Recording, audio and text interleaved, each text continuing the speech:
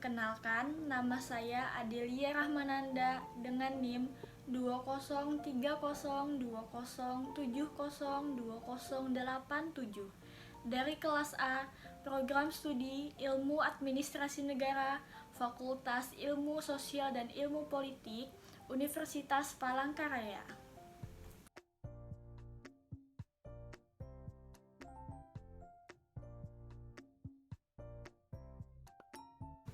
Di sini saya akan membahas dan menjelaskan tentang kalimat efektif. Yang pertama, saya akan menjelaskan tentang pengertian dari kalimat efektif. Kalimat efektif ialah kalimat yang memiliki kemampuan untuk menimbulkan kembali gagasan-gagasan pada pikiran pendengar atau pembaca. Kalimat dikatakan efektif apabila berhasil menyampaikan pesan, gagasan, perasaan, maupun pemberitahuan sesuai dengan maksud si pembicara atau penulis. Kalimat efektif adalah kalimat yang terdiri atas kata-kata yang punya unsur subjek, predikat, objek, dan keterangan. Kalimat efektif juga dikatakan sebagai kalimat yang mempunyai ide atau gagasan pembicara atau penulis. Kemudian, saya akan menjelaskan tentang ciri-ciri dari kalimat efektif. Yang pertama adalah, kalimat efektif memiliki unsur penting atau pokok, minimal unsur subjek dan predikat. Yang kedua, taat terhadap tata aturan ejaan yang berlaku. Yang ketiga, menggunakan diksi yang tepat. Yang keempat, menggunakan kesepadanan antara struktur bahasa dan jalan pikiran yang logis dan sistematis. Kemudian yang kelima adalah menggunakan kesejajaran bentuk bahasa yang dipakai. Yang keenam, melakukan penekanan ide pokok. Yang ketujuh, mengacu pada kehematan penggunaan kata. Dan yang terakhir adalah menggunakan variasi struktur kalimat. Kemudian, penggunaan kalimat efektif. Kalimat efektif digunakan pada tulisan ilmiah seperti makalah, skripsi, tesis, disertasi, laporan penelitian, dan sebagainya. Kalimat efektif berbeda dengan kalimat yang dipakai oleh para sastrawan atau wartawan. Berikutnya adalah syarat-syarat dari kalimat efektif. Syarat dari kalimat efektif yang pertama adalah kelogisan.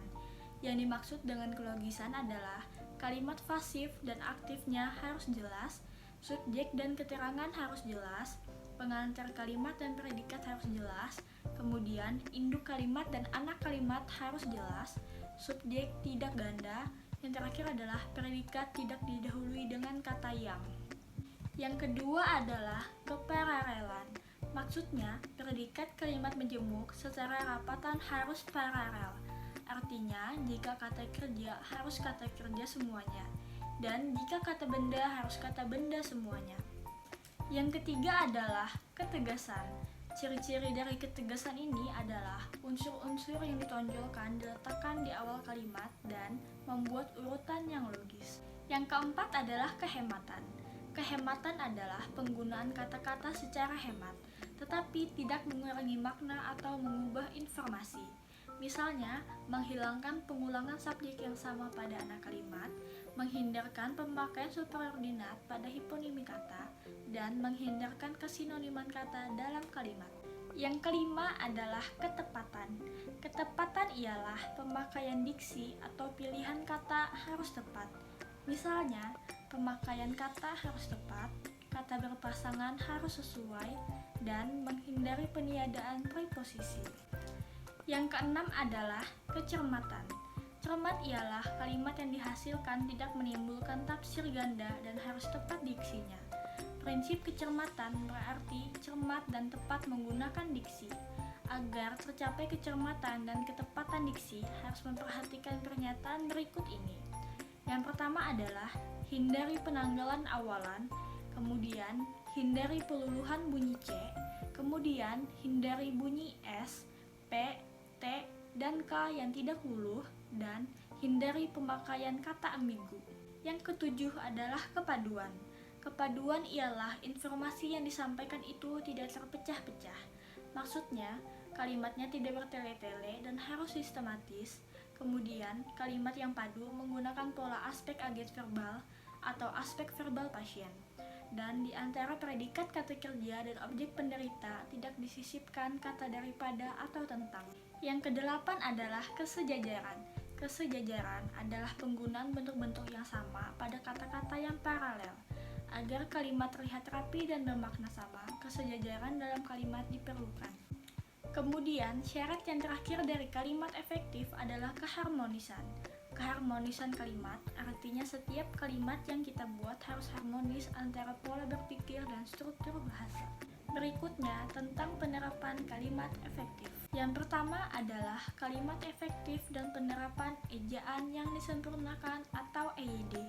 EYD merupakan kaidah yang berisi aturan tata tulis bahasa Indonesia yang harus diikuti dalam penulisan, kecuali ada pertimbangan khusus seperti masalah hukum, nama diri atau pribadi, maupun keilmuan. Yang kedua adalah kalimat efektif dan pilihan kata atau diksi.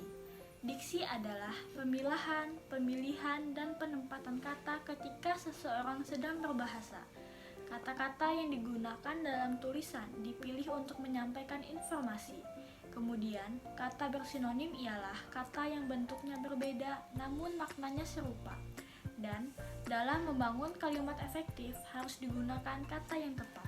Yang ketiga adalah kalimat efektif dan kesepadanan serta kesatuan.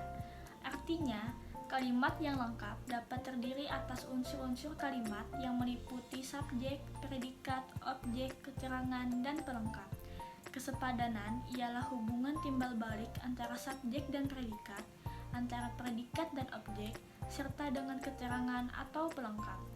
Kesatuan ialah bahwa setiap kalimat harus mengandung satu ide pokok atau kesatuan pikiran. Yang keempat adalah kalimat efektif dan kesejajaran bentuk.